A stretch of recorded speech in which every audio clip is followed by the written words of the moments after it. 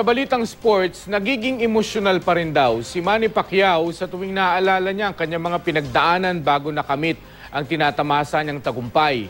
At ngayong sasabak na naman siya sa ring, muli siyang nanawagan ng support at panalangin. Makibalita tayo kay Jennifer Solis. 1995 nang magsimula sa boxing si Manny Pacquiao noong siya'y 16 na taong gulang pa lang. Kahit patpatin at bata pa, ipinanalo niya ng sunod-sunod ang 10 sa 11 niyang laban sa kanyang mga unang taon sa larangan ng boxing.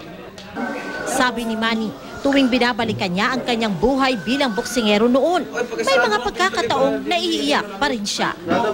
Sawa ng Panginoon sa kanyang biyaya na binigay palagi sa atin sa araw-araw, lakas ng katawan, pagprotekta sa atin, at lahat ng blessings na natatamo natin talagang masayang-masaya tayo.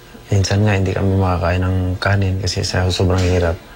Sana saging na lang or kamuti. Gumagawa siya ng paraan kung paano magkapera, paano magkapira para may pambaon kami o pambili ng bigas. Wala pa rin siyang pinagawa kundi matulungin pa rin siya sa amin, pamilya. Sa kanyang sipag, tiyaga at sa angking talino, nakamit ni Pacman ang di pa naaabot ng ibang boksingero sa buong mundo. Ang 10 World Championships sa 8 dibisyon. Taong 2008 na makuha niya ang kanyang kauna-unahang welterweight belt nang talunin niya ang Mexican-American boxer na si Oscar De La Hoya.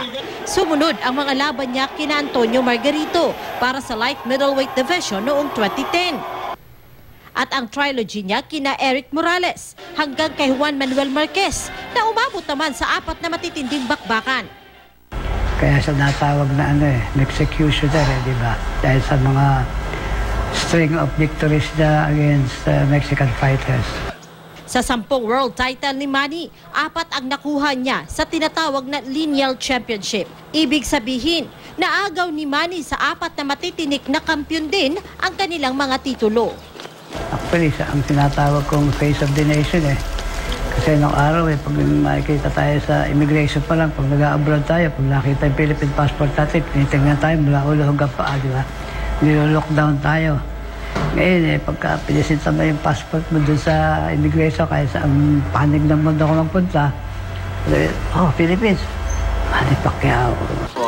Sa Mayo 2, muling masasaksihan ng buong mundo ang pinakamalaking laban ni Pacman sa loob ng kanyang 20 taon sa boxing sa paghaharap nila ni Floyd Mayweather Jr. sa MGM Grand Arena. Sa ngayon, puspusan ang pag-iensayo ng pambansang kabao sa Amerika. Ang dating world heavyweight champion na si Mike Tyson naniniwalang lamang si Pacquiao kay Mayweather pagdating sa estilo nito. Liksi sa ring at dami ng suntok daw ni pambansang kamao ang tatalo kay Pretty Boy. Magaling naman daw umilag si Mayweather, pero kung gusto raw manalo ni Mayweather, hindi siya dapat magpatumpik-tumpik sa pagsuntok sa mga unang round pa lang ng laban. Floyd doesn't throw nowhere near 100 punches around. Floyd got to fight the first couple of rounds. He has to fight. Jennifer Solis, Nagbabalita, Pilipinas.